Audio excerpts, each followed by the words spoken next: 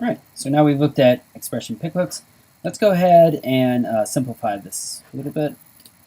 I'm going to go ahead and just delete my child cars to get it back to looking closer to the way that it was originally.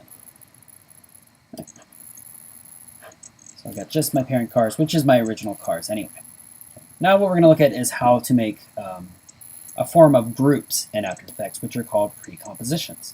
And a precomposition is just a composition that's within another composition. And you can actually go several layers deep with this. You can have a precomposition within a precomposition within a precomposition, and keep going further and further down. We'll talk a little bit about, let's first look at how to make it, and then we can take a look at how to deal with precompositions and why sometimes it's a good idea and sometimes it's a bad idea to make them. So first thing you want to do is you want to select all the layers that you want to precompose. So I'm going to go ahead and grab my cars all the way down to my front building. And then my back building and my back can just kind of stay in this main composition. So select all the layers you want to precompose, and you can either right click and choose precompose, or layer precompose, which is also Command-Shift-C. You'll get this pop-up window that asks you how you want to name it and how you want to kind of work with it a little bit. There's not a lot that you can change in this. So first, let's give it a name. I'll call it front, since it's my front objects, or my top objects. This is disabled. This is only if you have one layer selected. What it would do is if you have animation on it already or effects on it, you can actually choose whether those effects will go inside of the precomposition or if they'll be applied to the outside, the group itself. But if you have multiple layers selected, it can't take all the different properties from all those layers and apply it to the outside. It would get completely confused. Move all attributes into the new composition. This is going to be selected by default because you can't choose this one. You can automatically adjust the duration to the time span of the selected layers, which is not a bad idea. And then open new composition just saves you from having to double click on it later to get it open. So since we want to see inside of it anyway, let's go ahead and enable that as well. Go ahead and click OK. And what we'll get is basically all the layers that we had selected inside of their own composition.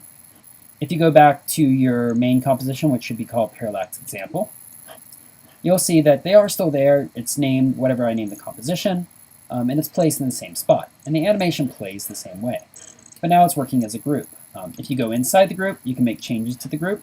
So I'll for instance turn my tables, let's turn them upside down, 180. And now when I go to my main group, they'll be upside down in here. And any instances you bring in of the group will be the same way. So it can be useful if you want to have a bunch of groups that behave the same way, and then you can make little changes to the way they work.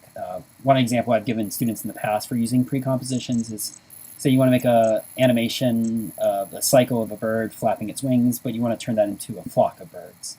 You can even offset the timing of them. You can set them on a loop, and you can also do some color adjustments using effects on the outside of the group to make it feel like they're different birds.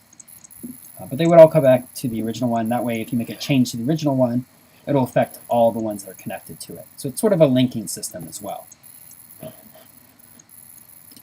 me flip my tables back around. See there? So that's one of the advantages of working with these precompositions. Now let's take a look at a switch that we've looked at in the past called the collapse transformation / continuous rasterization switch, and see that second functionality of it that we haven't been talking about, the collapse transformation.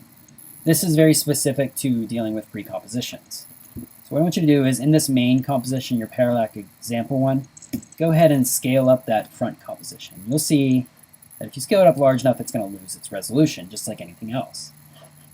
Now you would think that you would just be able to turn the switch on and have it work, but that doesn't actually fix anything. The reason why is what the switch is doing now is it's taking, instead of having this behave as one solid layer, it's having it behave as a bunch of layers that have been grouped together. Let's make that a little bit more clear some way. So to get this switch to work, what you would need to do is go inside of your composition, turn on the switch for all the layers that you want to be affected, then return to this main composition and turn it on the outside as well. And then it'll become crisp again.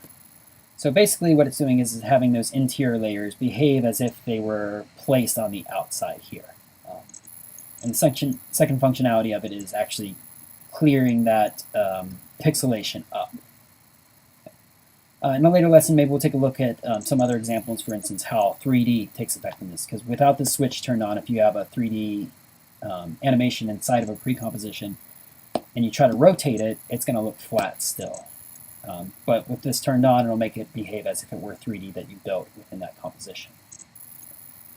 So one of the downsides of working with precompositions this sort of way is it gets really hard to line up your timing. Let's say that I had audio on here and that I had some animation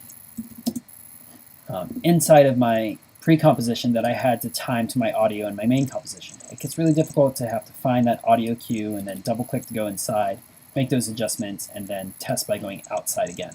So keep that in mind with your pre-compositions as well. You will have to go inside and outside of them to line things up.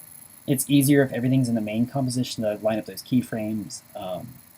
But if you don't need to have that alignment, if you don't need to worry about timing things to each other or having things interact with one another, using groups is a good way to clean up your main composition and also kind of organize your assets.